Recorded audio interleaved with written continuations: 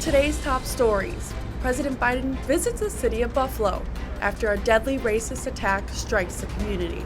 A shortage of baby formula across the country keeps Americans wondering what the government's plan is to address the issue. A battle over bots, how fake accounts are stalling Elon Musk's purchase of Twitter. And are UFOs a national security threat? I don't think, dude. The first congressional hearing about the phenomena in over 50 years leaves room for concern.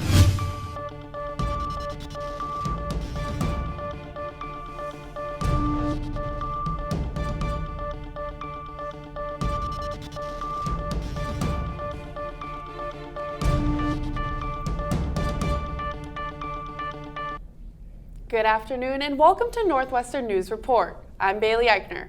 And I'm Seth Humanek.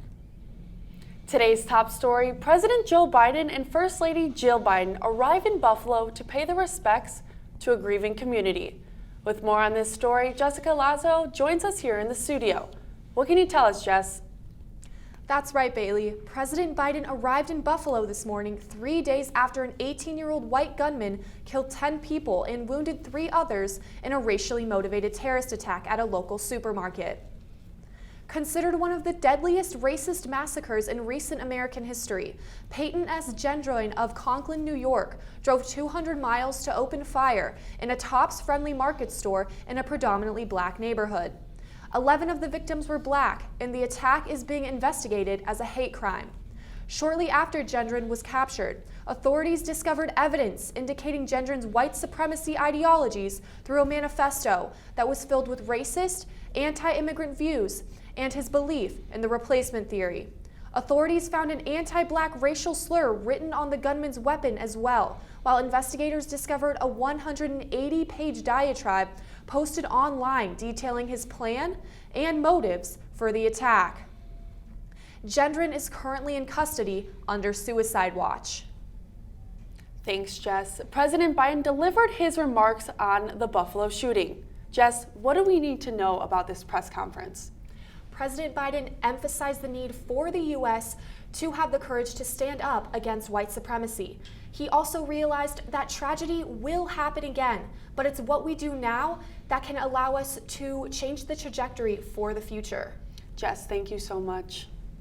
Speaking of President Biden, he announced new measures to address the national shortage of baby formula this morning. Biden announced new FDA measures designed to make importing formula easier.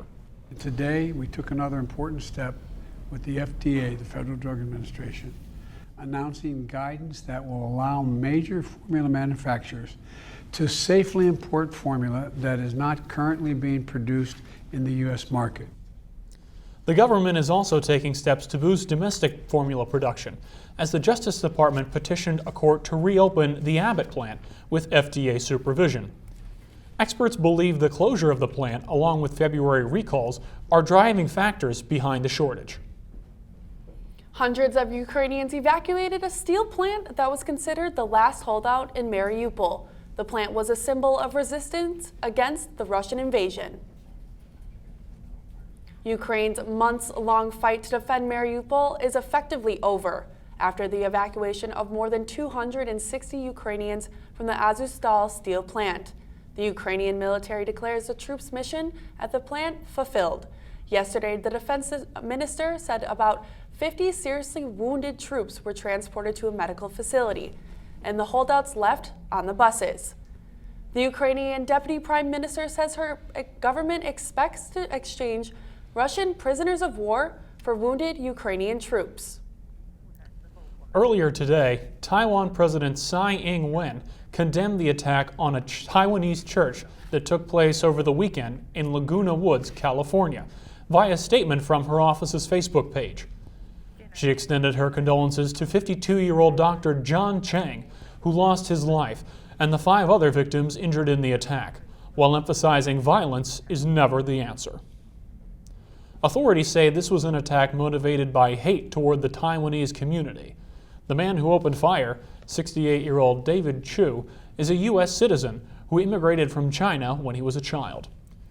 According to Orange County District Attorney Tom Spitzer, Chu's family was forcibly removed from China to Taiwan in the early 1950s, where Chu felt he wasn't treated very well on the island. Chu's hate towards Taiwan was documented in handwritten notes that authorities found.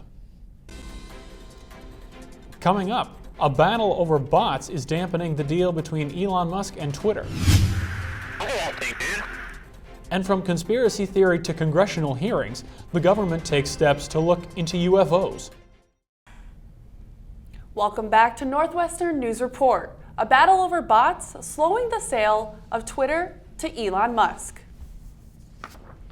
This morning, Musk said his purchase can't move forward until he gets more information about the spam accounts cluttering the social media network. Musk tweeted that 20% of Twitter's 229 users are either fake or spam accounts. He added that his offer to purchase the company was based on Twitter's claim that less than 5% of daily users are fake. Musk said the $44 billion deal is still on hold, but he's committed to taking over the platform once he receives proof of the site's true bot population. UFOs, officially called Unidentified Aerial Phenomena, or UAPs, are no longer just the concern of conspiracy theorists, as Congress held a hearing this morning to address them. This is the first public hearing on UAPs since 1969. Look at that thing. It's rotating. Some officials call the vast number of sightings a national security threat. The concern is not with alien life visiting Earth, but that a foreign adversary could be wielding a next-generation attack in U.S. airspace. UAPs are unexplained, it's true, but they are real. They need to be investigated, and many threats they pose need to be mitigated.